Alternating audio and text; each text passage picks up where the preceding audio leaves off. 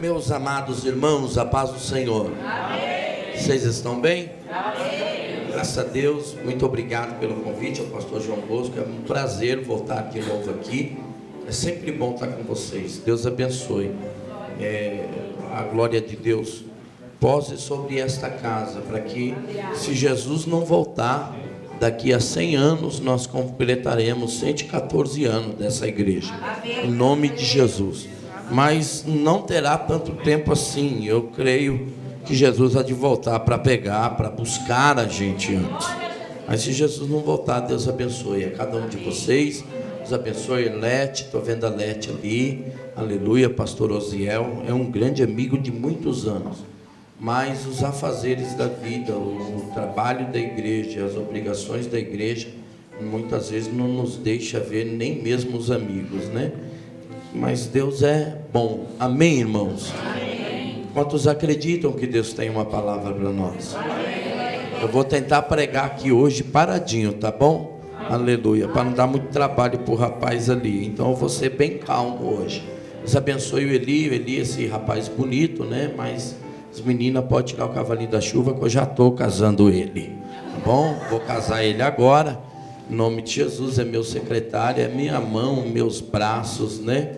O Eli é minha mão, meus braços. Coitado, não tem tempo para nada. Viaja comigo para cima e para baixo, todo lugar, tadinho dele. Mas Jesus é bom, né? Foi escolher essa vida, fazer o quê? Vamos abrir Lucas, capítulo de número 13.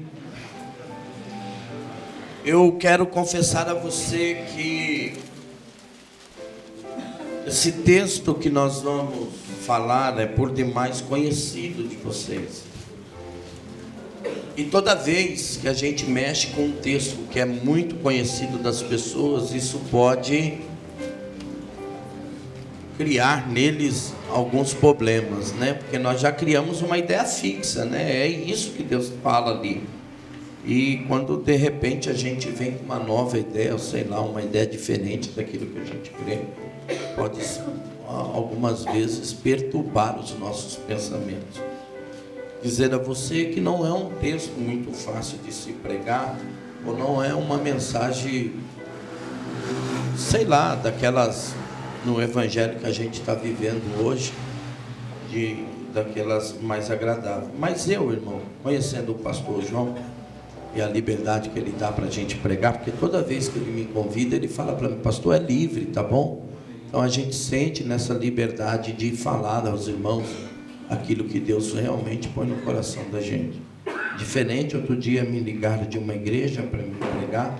Hoje eu já não tenho tanto tempo para atender. Hoje eu tomo conta de seis igrejas, só minha, fora as outras igrejas. Então é muito complicado. Eu não tenho tempo nem para ir nas nossas igrejas ali. Então eu quase não atendo hoje mais convite, né? Mas aquele irmão insistiu tanto e eu disse a ele, eu vou. Mas aí depois eu desmarquei, porque ele disse que queria ouvir a mensagem, se eu podia falar antes para ele, tudo que eu ia falar, para ver se eu podia falar na igreja dele. Eu falei, então vamos fazer o seguinte, né, irmão? Convida outro, né? Vai plantar batata em outro lugar. Lucas capítulo 13, verso de número 10, quem achou, diga amém. Amém. Eu vou ler e eu gostaria que você me acompanhasse, tá bom? E ensinava no sábado em uma das sinagogas, e eis que estava ali uma mulher que tinha um espírito de enfermidade, e havia já 18 anos e andava curvada, e não podia de modo algum endireitar-se. Vendo-a Jesus, chamou-a a si e disse-lhe, mulher, estás livre da tua enfermidade. E pôs a mão sobre ela, e logo se endireitou e glorificava a Deus. Preste atenção agora. E tomando a palavra o príncipe da sinagoga, indignado porque Jesus curava no sábado, disse à multidão, 6 dias há em que é mister trabalhar nestes, pois vinde para ser descurado, e não no dia de sábado. Respondeu-lhe Jesus, o Senhor, e disse, hipócrita, no sábado não prendes da manjedoura cada um de vós o seu boi ou jumento, e não o leva para beber? Não convinha soltar desta prisão, no dia de sábado, esta filha de Abraão, a qual, há 18 anos, Satanás tinha presa? Quem acredita, diga amém. Amém. Pode se assentar. Aleluia.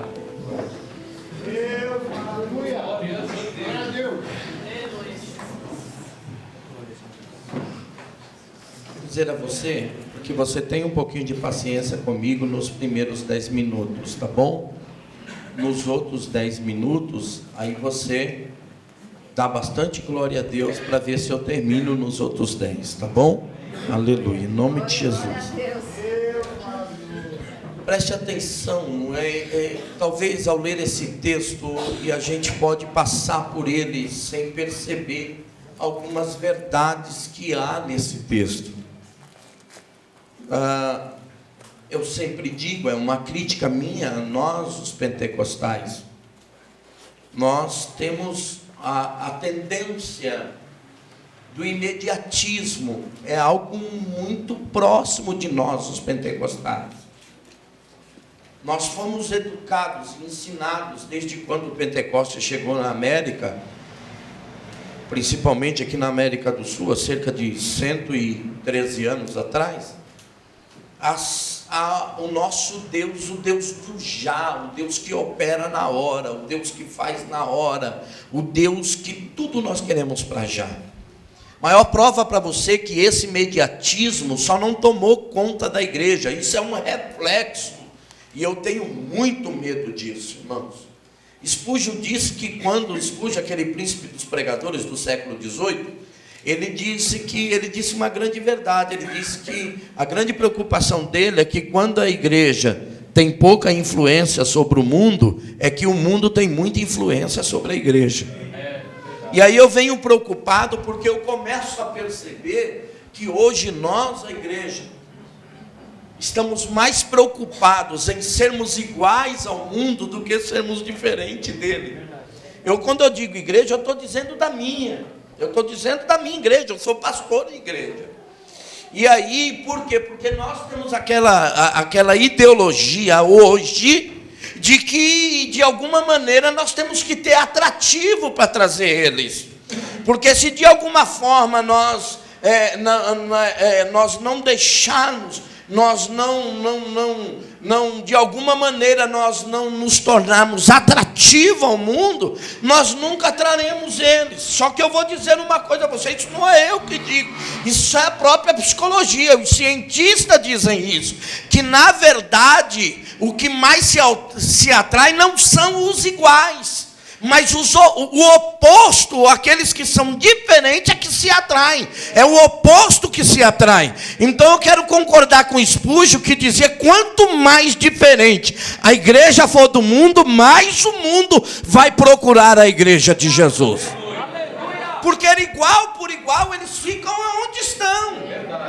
Igual por igual nós continuamos na mesma que nós éramos. Igual por igual, e é por isso que Paulo tem essa ideia quando ele escreve a carta aos Romanos, e ele começa escrevendo aos irmãos, e ele diz, meus amados irmãos, capítulo 12, e ele diz, eu rogo-vos, pois, pela compaixão que há em Cristo Jesus, de que vocês apresentem a Deus um culto racional, inteligente, porque aqui ninguém é tapado não, porque tem gente que acha que nós, os crentes, quando nós queremos ser diferente do mundo, é que nós somos uns tapados, nós somos uns ignorantes, que nós não evoluímos junto com o mundo. Mas João escreveu dizendo de mim e de você, que eles acham que nós somos tapados. Ele diz assim, meus amados irmãos, ninguém precisa vos ensinar mais coisa alguma, porque vocês têm a unção do Santo e já sabeis de tudo. Então João não aceita essa ideia de que nós não somos inteligentes. E aí Paulo vem e diz assim, meus amados, ele continua no verso 2, ele diz assim, mas o meu desejo é que vocês não deixem que vocês sejam moldados moldados pelo mundo, ou seja, que o mundo pegue um molde, ponha sobre vocês e diga do jeito que vocês têm que ser. Mas ele diz, mas antes, transformai-vos pela renovação do vosso entendimento. Não aceite jamais ser iguais. Essa é a ideia do apóstolo. Aleluia. E eu fico sempre pensando que parece que algumas coisas vão batendo na gente, de tal maneira que parece que a gente vai se esquecendo de algumas verdades do Evangelho. Esse texto que nós lemos mostra algumas verdades que talvez hoje seja meio que quase incompreensível para algum de nós, devido ao tipo de evangelho que tem se apresentado a nós nesse Brasil afora. Quando eu digo o tipo de evangelho que tem se apresentado no Brasil afora, eu não digo aqui, eu não digo na sua igreja. Mas irmão, o pastor tem mania de não dormir, né? Eu não sei você, mas eu durmo muito pouco. E aí eu acho que eram umas 3 horas da manhã, porque você quer perder sono? Só essa aí dirigir igreja, você perde o sono rapidinho. Aí lidar com crente para você ver só você não perde o sono. Né, Lente? Dorme mais. E aí, eu começo a ver aqueles programas de televisão, né, irmão? Aqueles programas evangélicos, que até hoje eu estou tentando achar alguma coisa de evangelho neles. É verdade. Né? E é uma desgraça ele, irmão. Eu falo, meu Deus, tem de duas uma. Ou eu estou louco ou o Senhor não me ama. Mas deixa para lá. Note bem, o texto começa dizendo, e talvez você não tenha percebido, mas ele diz assim, que ensinava Jesus no sábado. Essa é a primeira, em uma das sinagogas. Talvez você não percebeu, mas para nós entendermos esse texto, nós temos que entender muito claro por que Lucas começa narrando, dizendo que Jesus estava em uma sinagoga, num dia de sábado. Dizer para você, a sinagoga foi criada há 536 anos aproximadamente, antes de Cristo, quando Israel ainda estava cativa lá na Babilônia. O que tinha acontecido? A gente precisa, para entender o que Jesus vai fazer aqui. O que acontece? Lá na Babilônia, o templo tinha sido destruído. Não existia mais local de adoração. Então, os rabinos, os sábios judeus, perceberam que o povo estava todo disperso na Babilônia, e eles conseguiram uma autorização para se formar o que aqui Jesus está dizendo, que era uma sinagoga, que na verdade era uma escola infantil. Ela foi criada com esse intuito de ser uma escola infantil, para educar as crianças a palavra de Deus, para que as crianças não se esquecessem da lei do Senhor, e posteriormente as futuras gerações fossem educadas na palavra de Deus. Só que o que aconteceu? Como não tinha local de culto, os rabinos começaram também, além de ensinar, então a sinagoga sempre foi um lugar de debates, era local de pura teologia, era local de puro ensinamento mesmo, era teologia pura. Um rabino se levantava, dava a sua forma de pensar, o outro rabino levantava, questionava, e aquilo virava um debate entre eles.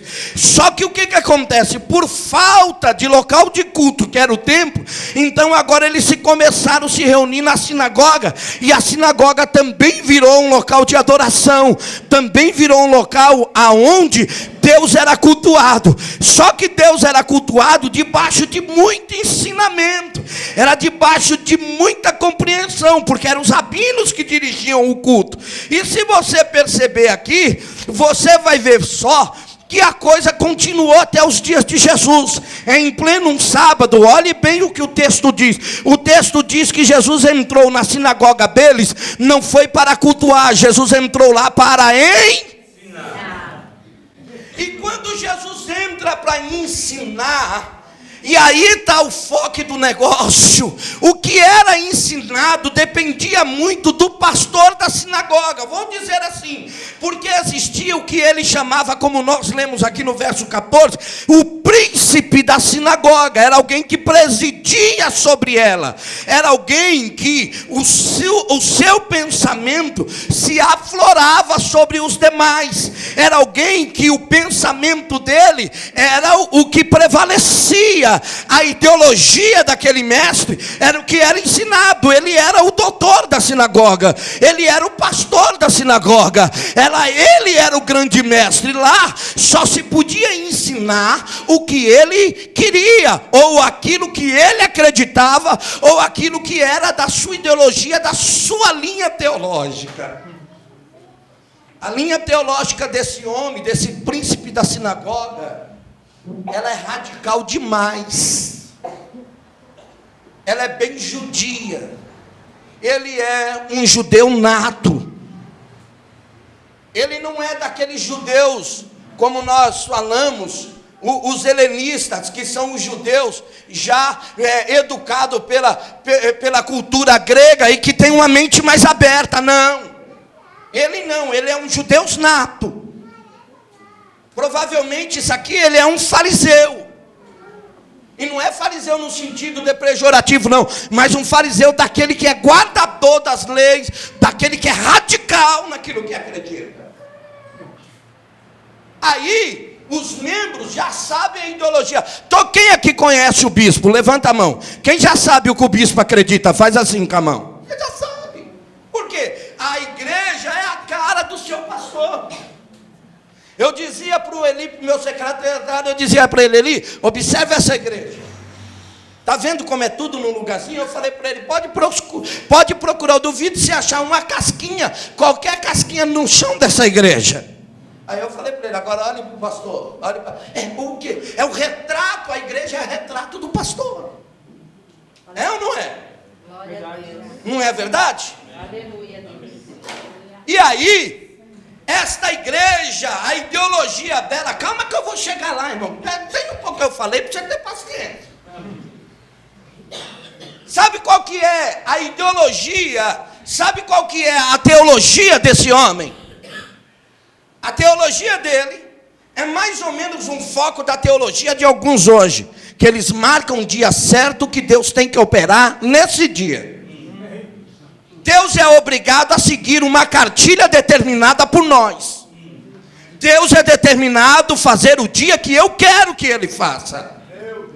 Deus é determinado a operar da forma que eu acho que Ele tem que operar. Aí mais ou menos aquele eco de Jó sumiu. Aquele eco de Jó não tinha lugar nessa igreja. Qual era o eco? Sabe, pois tu, como Deus opera? Não, lá nós sabemos. Aqui eu sei. E ele mesmo disse no verso 14. E aí está exposta aqui a ideia desse homem. Preste atenção.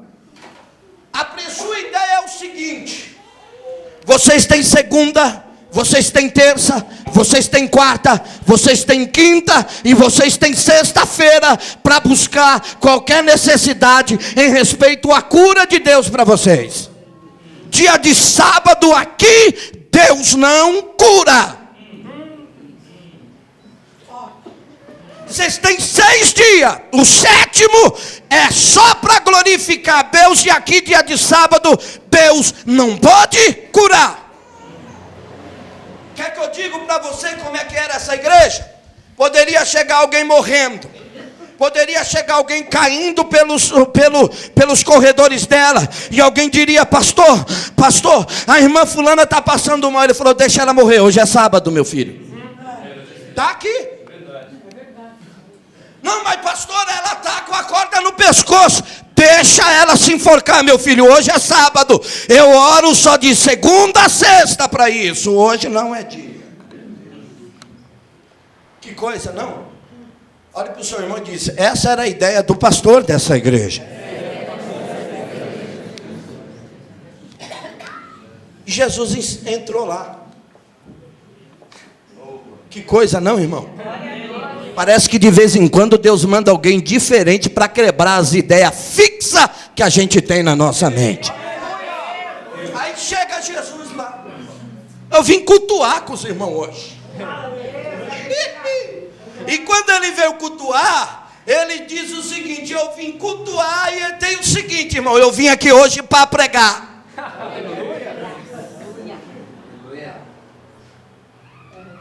Quando Jesus entra, olha o que o texto diz. E é aqui. O texto diz assim, presta atenção. E eis que estava ali. Olha para o seu irmão e diga para ele: estava ali. Estava ali. Deixa eu te falar, quem é que estava ali? Era uma mulher que eu fui pesquisar essa doença que ela tinha. Diz que é um desvio na coluna tão grave que os médicos dizem que para ela conseguir dormir ereta, teria necessário de colocar um peso de quase 30 quilos nos seus pés. Provavelmente ela dormia com as próprias pernas para cima. Note que quem escreve o livro, quem é que nós lemos? É um médico, é o irmão Lucas. É alguém que entende do que está falando. E Lucas percebeu o estado avançado da doença dela, que Lucas diz assim: ela não podia se endireitar. Que coisa, irmão.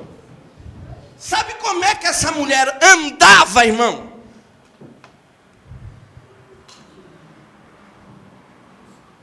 É sério. Se diz que a coluna dela fazia quase que um L por completo. Ela andava assim. No culto,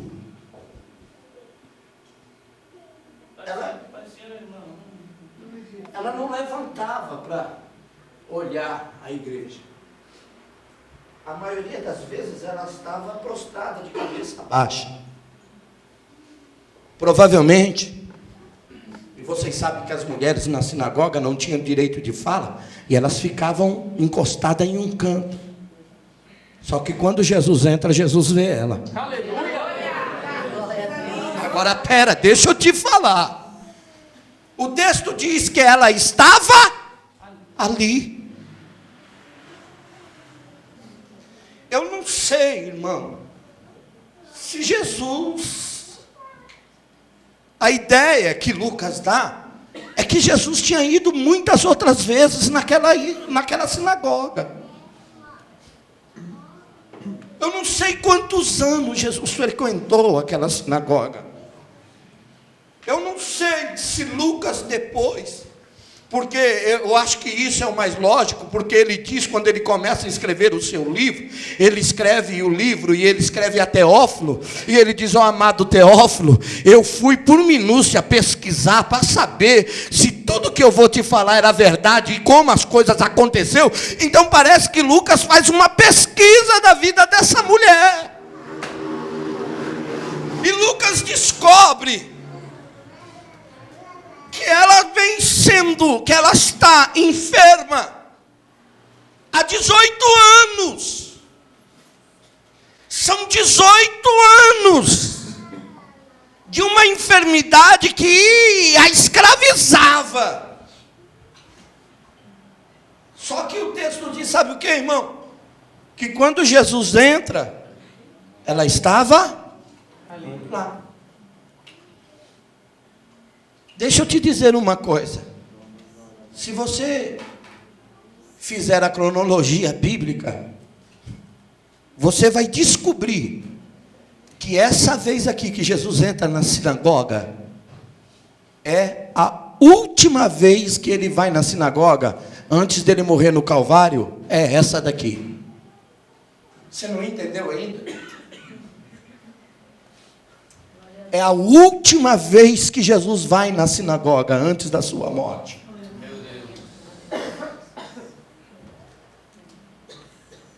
Só Só que essa irmã congregava numa igreja aonde o pastor, o príncipe dela, dizia: no sábado nós não oramos para ninguém ser curado.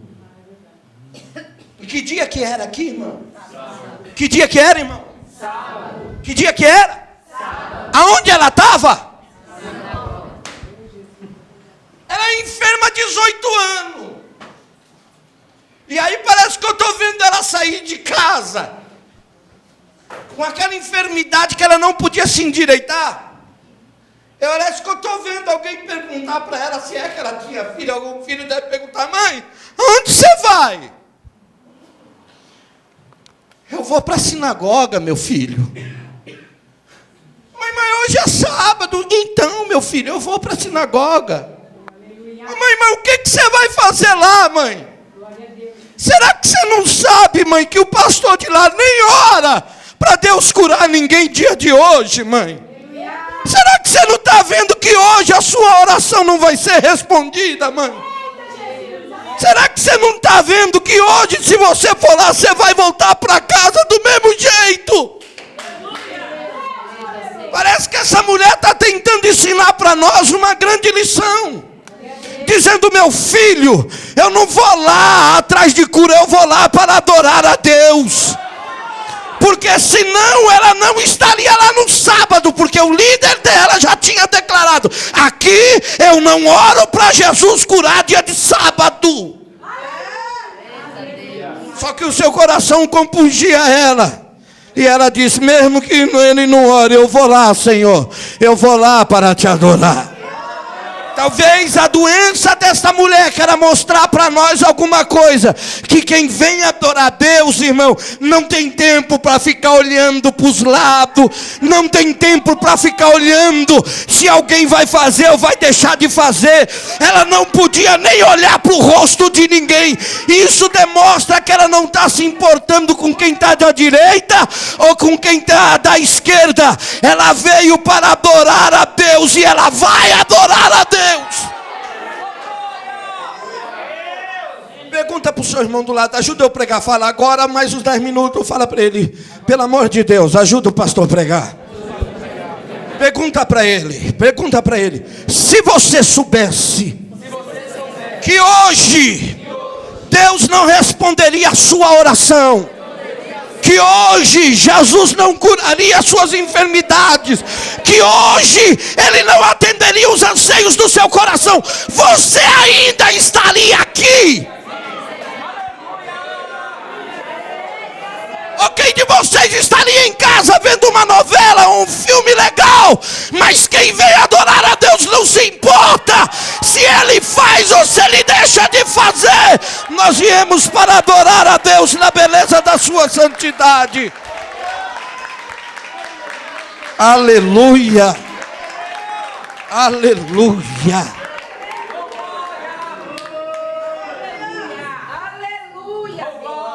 Olhe para o seu irmão e diga: você fez bem de vir hoje. Talvez alguém tinha dito para ela, falar: não vai hoje não. Essa noite, mãe, eu percebi que você sentiu tanta dor. Não vai hoje no culto não. Eu percebi que essa semana a doença se aflorou. Eu percebi que essa semana foi uma semana de angústia para você. Que isso, pastor? O senhor está afloreando? Não, irmão. O texto diz: Jesus disse que ela era uma prisioneira. E você já viu algum preso alegre? Ela está lá contra a sua vontade. A doença é contra a vontade dela. Só que quando alguém diz para ela: não vai hoje não, fica hoje em casa. Semana não foi boa para você. Deixa para ir na segunda, quem sabe o pastor ora por você. Ela disse: não, eu vou hoje. Eu vou hoje. Parece que alguém estava dizendo no coração daquela mulher: vai hoje. Por quê? Porque se ela não fosse naquele sábado, neste sábado, ela não teria sido curada jamais. Porque foi a última vez que Jesus entrou na sinagoga. Você não está entendendo? Deixa eu te explicar. Parece que eu estou vendo Jesus olhando para Pedro e dizer: Pedro, cancela a minha agenda hoje, que hoje eu vou naquela sinagoga. Para que, Jesus? O senhor já foi lá tantas vezes, cancela tudo que eu tenho. Eu não vou ter mais tempo de ir lá, porque a partir daqui eu vou para Jerusalém morrer na cruz. Mas eu preciso passar lá ainda. Por quê? Mas o texto diz, a ideia do texto de Lucas, no original, é que quando Jesus entra, Jesus começa a procurar dentro da sinagoga. Quando Jesus começa a olhar de lado, e quando Jesus avista lá no canto, Jesus parece que cutuca os discípulos e disse: eu sabia que ela ia estar aqui hoje. Olhe para o seu irmão e diga: no pior dia da sua vida, é o melhor dia para Jesus encontrar com você na igreja. Diga para ele: você está ruim o dia hoje? Você veio assim mesmo? Então fala para ele: eu tenho uma notícia para te dar. Jesus também veio hoje. Pode ter sido a sua última oportunidade. Você não perdeu ela, não perdeu ela. Jesus veio hoje. Jesus vem na sinagoga.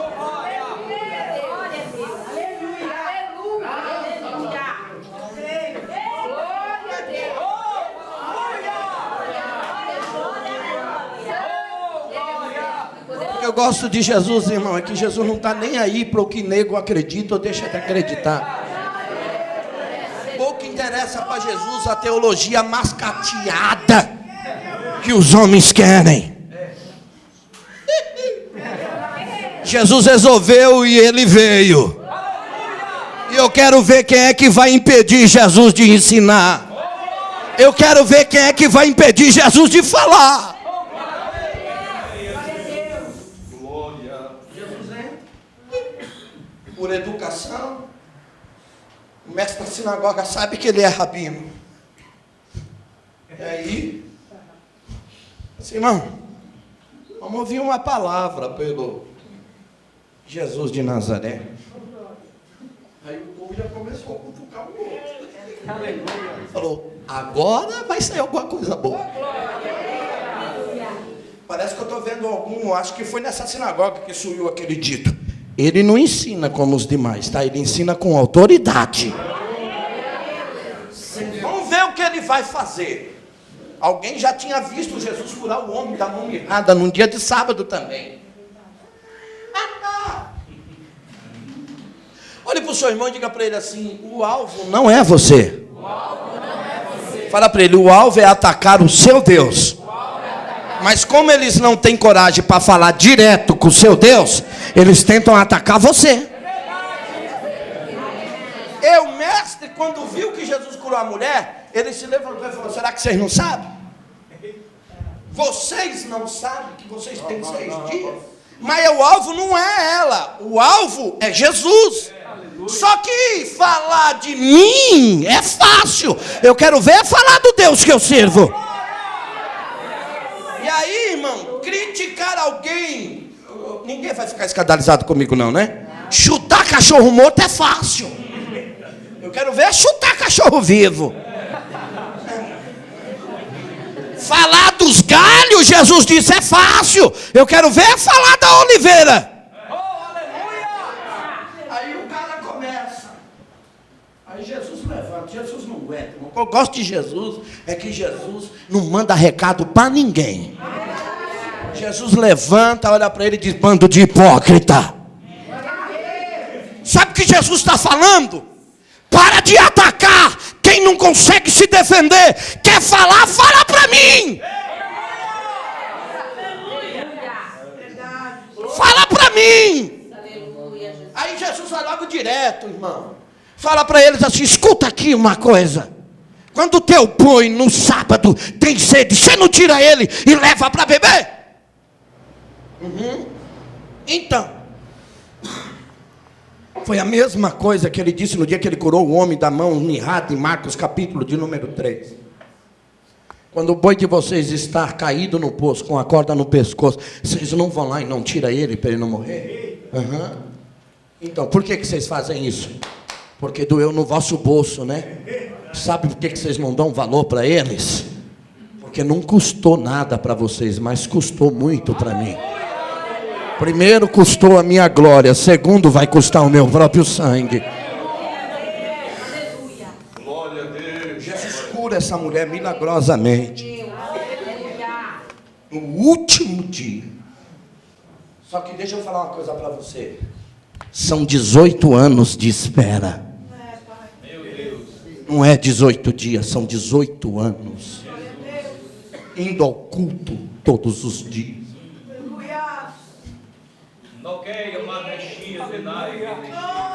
Esse mediatismo doente nosso. A maior prova para você que hoje a única empresa no país que não passa dificuldade é McDonald's, é uma empresa que vende fast food, onde a comida é rápida. Por quê? Porque ninguém mais tem paciência de esperar. Basta dizer para você que a casa, por mais pobre que seja, tem a desgraça daquele bicho que eu odeio, chamado micro-ondas. Porque depois que inventaram aquela desgraça, a mulherada não quer mais cozinhar. Passa na desgraça do mercado, pega tudo pronto, põe naquela miséria, liga 3 minutos, traz para a mesa e está tudo pronto. Eu não, eu vou na casa da pastora Arlete, cansei de chegar lá, 2 horas da manhã, ela vai para a beira do fogão fazer um arroz para mim, um ovinho na hora, e não tem coisa mais gostosa. Sabe por quê, irmão? Você está acostumado com fast food. Jesus não é fast food, onde você para no drive e diz: agora eu quero desse jeito. Ele ainda é Senhor, e Ele diz: eu faço, mas a hora que eu quiser. Aleluia!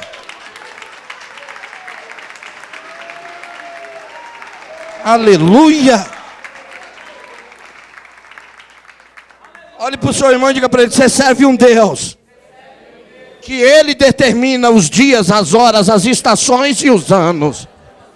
A maior prova para você que Jesus não cura a hora que quando alguém quer. Jesus não opera a hora que ninguém quer.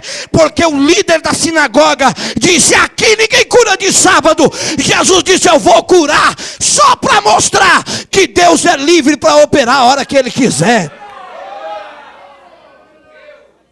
Chega, cura. Olha, eu preciso. 3 minutos, tá bom, pastor? Jesus disse aqui, ó. Faz 18 anos que essa filha de Abraão. Primeiro, Jesus reconhece a filiação dela com Deus.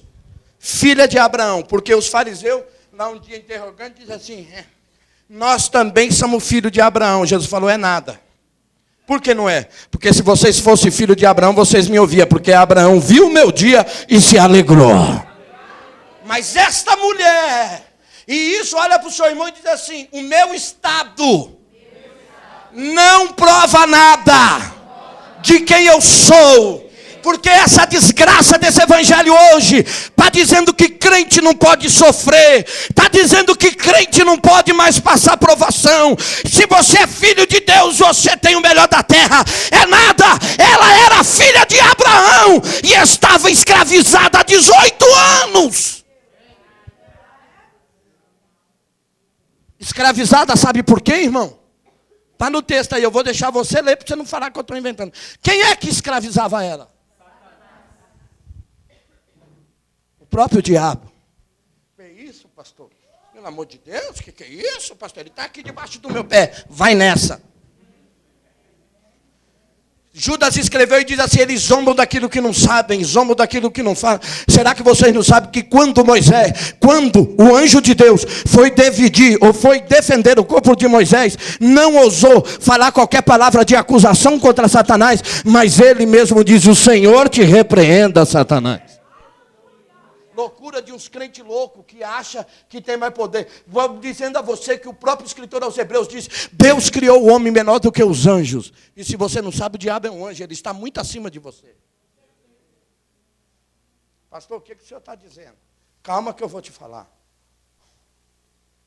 Nenhum de nós estamos imunes a um laço e uma seta diabólica.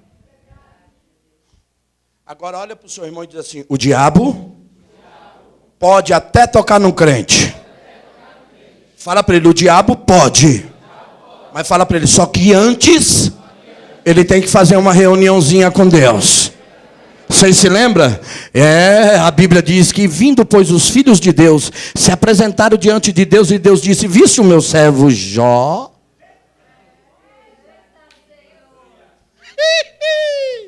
Quem sabe o que você está passando, você está achando que é perseguição, é nada, irmão. A nossa vida não é decidida aqui não, a nossa vida é decidida numa reunião, aonde Paulo chama de regiões celestiais. E aí o diabo disse: é lógico, e Deus disse: então tá bom, eu permito, vai lá, toca nele. Só que tem o seguinte, hein? Na vida dele não. Então olha para o seu irmão e diga para ele: o diabo pode até tocar, pode até criar uma prisão, mas na sua vida, Deus hoje já está dizendo: ele não pode, ele não pode, ele não pode, porque Deus estabeleceu um limite. Mas o diabo tinha aprisionado aquela irmã.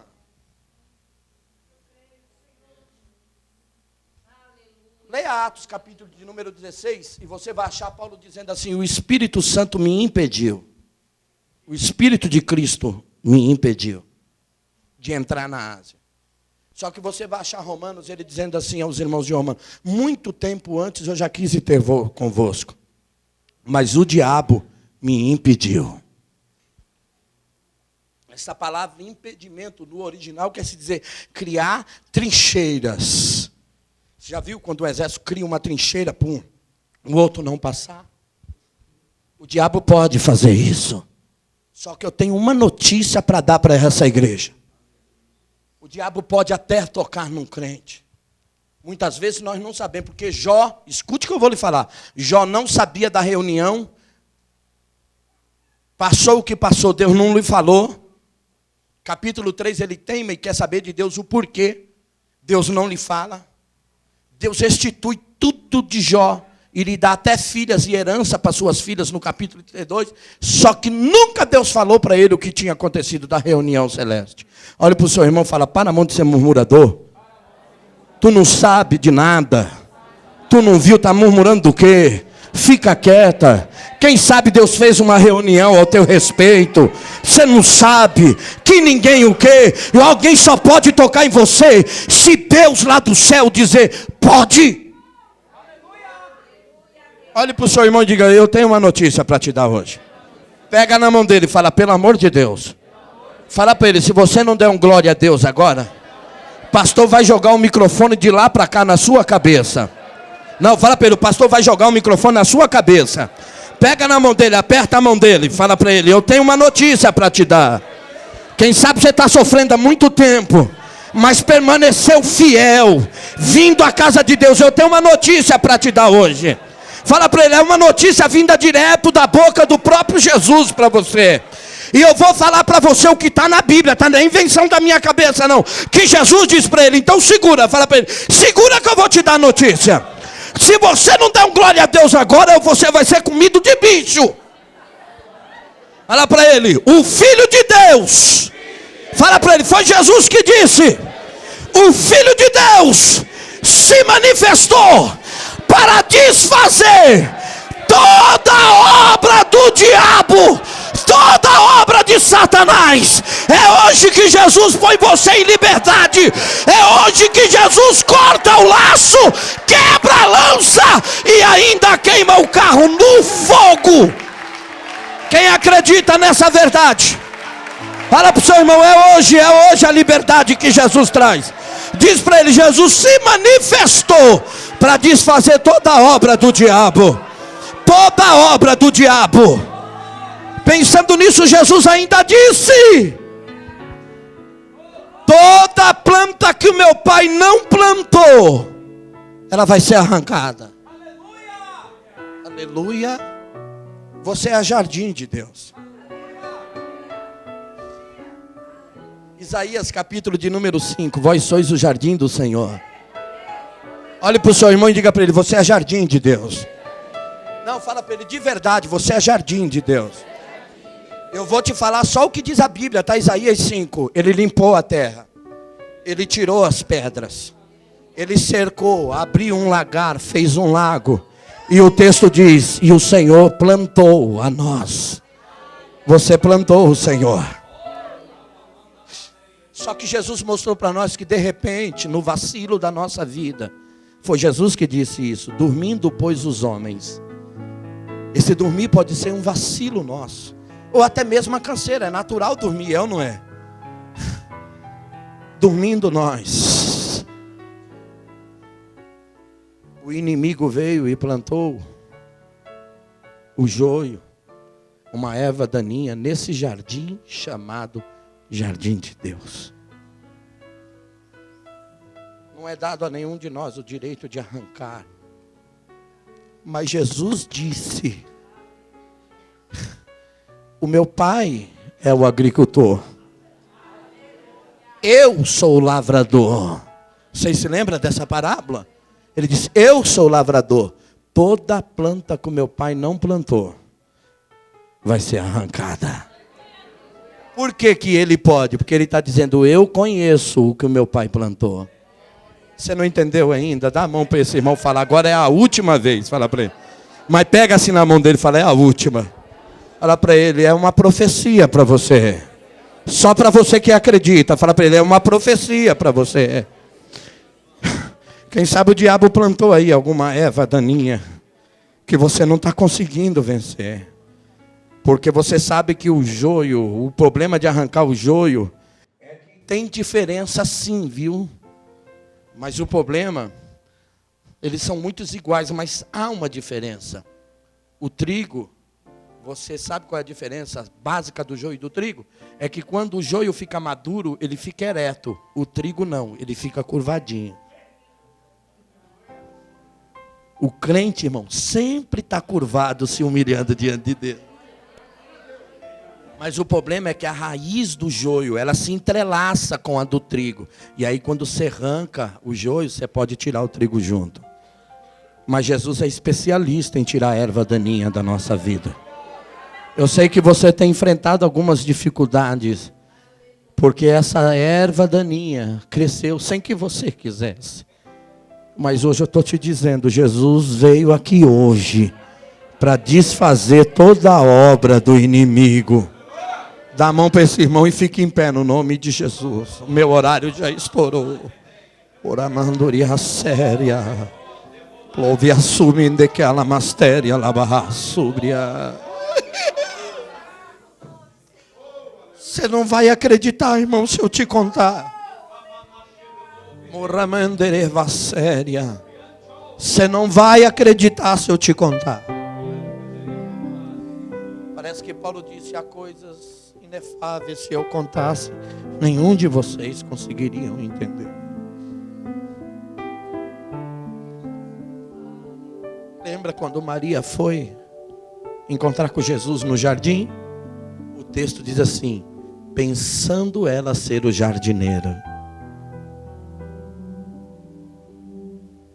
Eu me lembro de um hino muito antigo que a gente cantava, que dizia assim: existe só um jardineiro que chora ao ver cair do seu jardim uma flor, aquela que plantou com tanto carinho. Agora lágrimas de dor, durante tanto tempo fostes tão bela, possuíste o perfume do mais puro amor, porque deixastes que o vento do mundo tirasse você do jardim do Senhor. Aquele que foi teu fiel jardineiro, seus olhos parecem que vejo chorar ao ver a sua flor caída e morta, sem força na lama para se levantar. Só que eu vim aqui dizer hoje a você que Jesus está botando você de pé hoje. Ele está endireitando aquilo que estava ereto. Ele está dizendo a você: te endireita, fica reto, pode andar, você está livre deste mal. Essas ervas daninhas, você sabe que a pior praga da erva daninha é que ela começa a tomar a força da planta, não é? As vitaminas da planta. Mas hoje Jesus está arrancando. Dá a mão para esse seu irmão e diga para ele: vamos orar, só um minuto para mim ir embora. Mas eu quero ouvir a sua voz. Você pode não acreditar, irmão, mas eu estou vendo um homem vestido de jardineiro. Entre nós, vai de um lado, vai do outro. E cada vez que ele entra no nosso meio, eu vejo ele sair com uma planta na mão. E eu estou entendendo que é as ervas daninhas que ele está arrancando do nosso meio. E você vai poder crescer em nome de Jesus. Deus, é no nome de Jesus o seu filho. Oramandoria séria. Oramandoria séria. Comandoria siba canana súpria. Eu quero te louvar, Jesus, porque eu sei que a tua mão está estendida sobre nós hoje, para curar, para nos colocarmos eretos. O Senhor hoje te abençoa e está dizendo: hoje é o dia que Jesus se manifestou para curar, para repreender, para te libertar de todo mal. Aleluia. Aleluia. Maromia séria. Oh, glórias a Jesus. Oh, glórias a Jesus. Oriacita manduria barrácia. Oh, glórias a Jesus. Viria manduria bacalastéria. Só quem está sentindo, vai se colocando de pé, vai ficando ereto, está dizendo: não, Ele me criou para ficar ereto. E você vai fazer agora como essa mulher fez. A Bíblia diz: quando ela percebeu que estava curada, ela começou a dar glórias a Deus. Então adore a Jesus, glorifica a Ele, porque Ele é Deus. Deus abençoe a vocês. Adore a Jesus, adore a Jesus. Eu devolvo a palavra ao bispo. Aleluia.